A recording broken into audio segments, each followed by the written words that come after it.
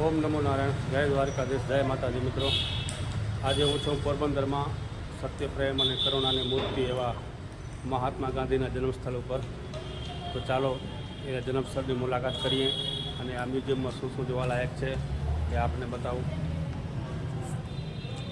સૌ પહેલાં આપણે મહાત્મા ગાંધીજી તથા કસ્તુરબાની જે ફોટો અહીં ફોટા ફ્રેમમાં છે એ આપણે જોઈએ પહેલાં. એ પછી આપણે એમનું આજીવન રહેલ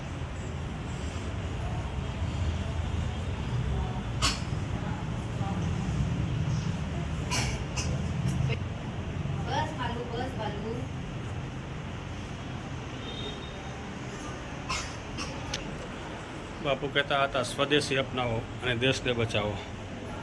જાતે પોતે રેટીઓ આંકતા એ રેટીઓ આ છે.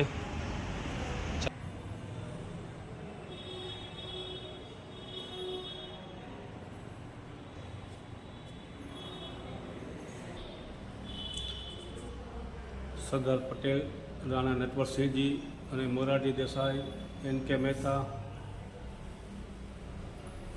બધા આ ફોટામાં છે. પોરબંદરના આ મહાત્મા ગાંધી જન્મસ્થળની મુલાકાત લીધી ત્યારે આ મ્યુઝિયમમાં બધું જોવા જેવું બાજુ ઘણા છે જે જૂની સ્મારક છે એ આપ જોઈ શકો છો. જે જૂના બાપુના ત્યારના બધા ફોટા આમાં રાખેલા છે. ચોક્કસથી પોરબંદર આવો ત્યારે કીર્તિ મંદિરની મુલાકાત લેજો જ આપ.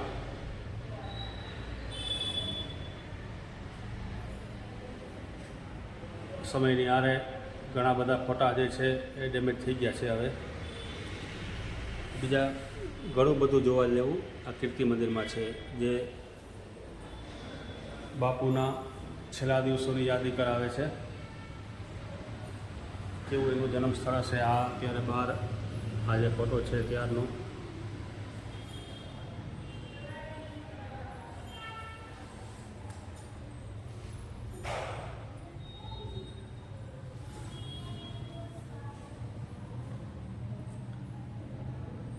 ઓગણીસો 45માં ટ્રેનની મુસાફરી દરમિયાન બાપુનો ફોટો છે.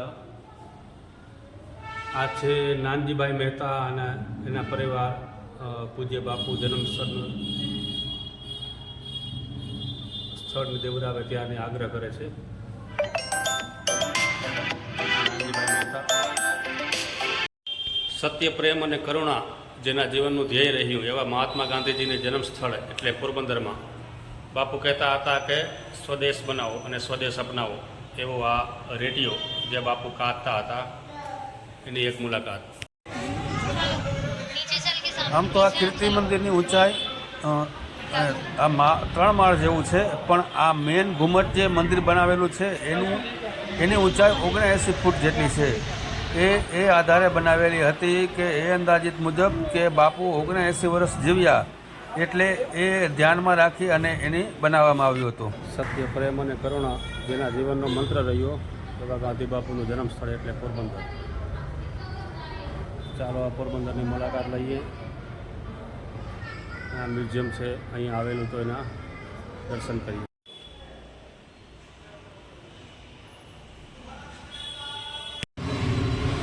પોરબંદરના ખૂબ જાણીતા એવા ઉદ્યોગપતિ, જેમનું પ્રથમ હરોળમાં નામ લેવાય એવા શ્રી નાનજી કાલિદાસ મહેતા, એ વખત એમનું પોરબંદરમાં ખૂબ મોટું નામ અને આ મ્યુઝિયમ બનાવવામાં એમનો અગત્યનો ફાળો હતો.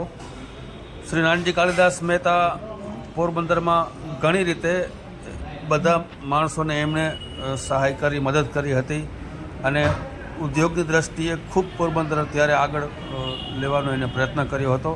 અને આ મ્યુઝિયમ બનાવવામાં એમના પરિવારનો ખૂબ અગત્યનો ભાગ રહેલો છે. આ મ્યુઝિયમની પાછળ આવેલું છે શ્રી કસ્તુરબા સ્મારક. ત્યાં આ મંદિરની પાછળના ભાગમાં અહીંથી જવાનો માર્ગ છે. ચોમાસાની સિઝન છે એટલે થોડું ઝાડ અને વેલા પાંદડા જેવું થઈ ગયું છે. આ સ્મારક પાછળ બનાવેલું છે. આ મ્યુઝિયમની પાછળ